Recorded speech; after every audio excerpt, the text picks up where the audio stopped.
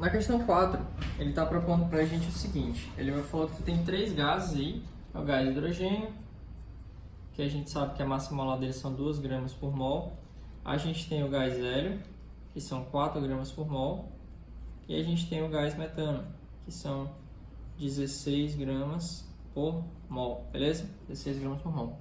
E aí ele vai falar que a gente vai encher 3 balões e vai deixar um tempo passar. E aí, após um certo tempo, a gente observa a figura, é o que ele te dá no enunciado, né? Que são os 3 balões, um no chão, outro mais ou menos e outro bem vertical. E aí, o que vai acontecer? Vamos fazer uma revisão aqui sobre densidade, que a gente aproveita e vai falar de velocidade e densidade nessa questão. Então, densidade, vamos lembrar, é P vezes M vezes R vezes T, tá? Então, o que acontece? A gente sabe que a massa molar do ar é aproximadamente 29,1 gramas por mol, tá? Então, se eu fosse colocar na fórmula densidade, por exemplo, densidade do ar seria igual a P vezes 29,1 dividido por R vezes T, certo? E aqui o que vai acontecer? Vamos supor que eu fosse pegar a densidade do hidrogênio. A densidade do hidrogênio seria P vezes 2 dividido por R vezes T. Então, dá para perceber claramente que, tipo, todos eles vão estar nas mesmas condições de pressão e temperatura, E aí o que vai mais influenciar na densidade aqui no caso é quem? É a massa molar, ó, massa molar. Então preste atenção, quanto maior a massa molar, maior a tua densidade. Então eu consigo perceber, por exemplo, que o hidrogênio, o hélio e o CH4 têm massas molares menores do que a do ar. Então todos eles, num primeiro momento, assim que você enchesse os balões, todos eles ficariam como? Todos eles ficariam erguidos, ó, totalmente erguidos. Por quê? Porque a densidade dos gases, desses gases todos aí, vai ser menor do que a densidade do ar. Beleza. Agora o que acontece? Vamos para o que a questão está pedindo para a gente. Passado um certo tempo, a gente observa que naturalmente os balões vão esvaziar, certo? Então, lembra que isso aí seria a efusão. Mas quem que vai esvaziar mais rápido? Vamos lembrar aqui uma coisa. Lá na efusão, a gente pode, tanto na efusão quanto na difusão, a gente sabe que a velocidade ela é diretamente proporcional ao inverso da massa molar. Ou seja, se a tua massa molar é grande, a tua velocidade é pequena. É só tu lembrar, ó, quanto mais pesado, mais difícil é o cara de se propagar. A velocidade dele é bem menor, ele é mais pesado. Então o que acontece? Se eu olho para o CH4, ele é o mais pesado de todos. Então esse vai ser o balão que vai demorar mais a secar. Então vai ser o que está aqui no balãozinho A, ó, CH4, metano. Aí quem vai estar aqui em segundo lugar? Bom, vai ser o hélio. A gente coloca aqui o héliozinho. Beleza? No balão B.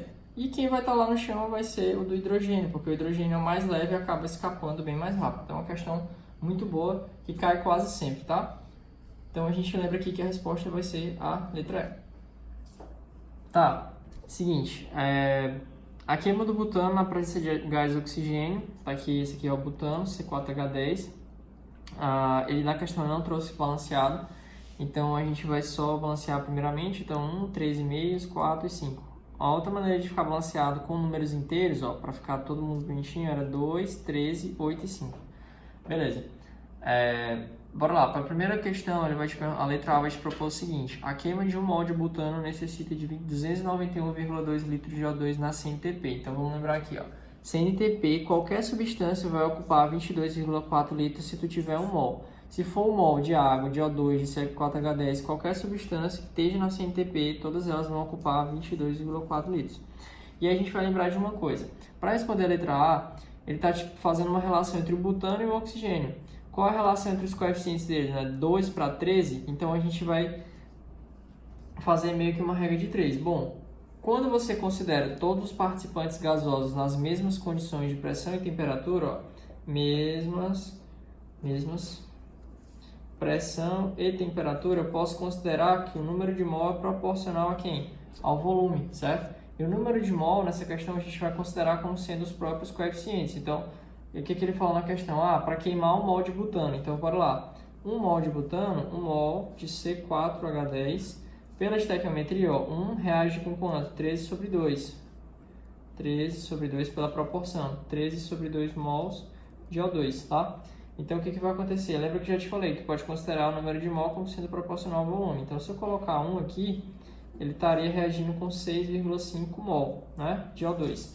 Só que a gente está falando de volumes, então lembra do que eu falei, 1 mol na CNTP ocupa quantos litros? 22,4. Então se eu usar 6,5, 1 mol, 22,4 litros.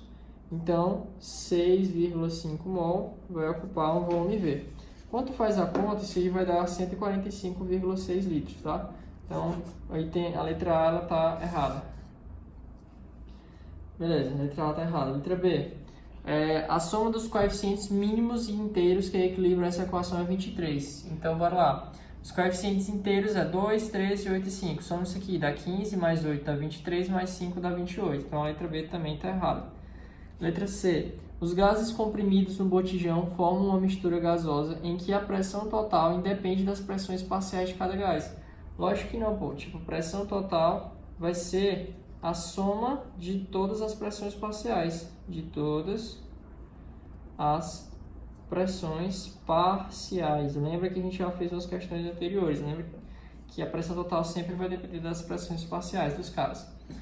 Na letra D, o que ele vai propor? O butano de maior massa molar se difunde no ambiente a velocidade menor do que o propano. Lembra? Já vamos fazer de novo esse modelo de questão. A velocidade é diretamente proporcional ao inverso da raiz quadrada de quem? Da massa molar. Então, se a tua massa molar é grande, o que acontece com a tua velocidade? Ela é pequena, porque quanto mais pesado, mais lento o teu gás é. Então, se eu for comparar, por exemplo, todas essas substâncias aqui, água, gás oxigênio, o butano por ser o mais pesadão, vai se difundir com uma velocidade menor, tá? Só que na questão, o foda dela aqui é que ela tá falando do propano. O propano nem aparece na questão, mas a título de curiosidade, esse é o butano, certo? E esse aqui vai ser o propano, C3H8, tá? Butano e o propano. Obviamente dá para perceber que o butano acaba sendo mais pesado, ó, porque tem mais carbono, tem mais hidrogênio, ele vai ser mais lento do que o propano. Então a letra D é verdade. Na letra E, ele vai falar o seguinte: a reação de combustão do gás de cozinha é endotérmica, pois é necessário ceder energia inicialmente para que ocorra. Não, pô. Combustão é sempre exotérmica, sempre libera energia. Libera energia exotérmica. Libera energia exotérmica, certo? Exotérmica.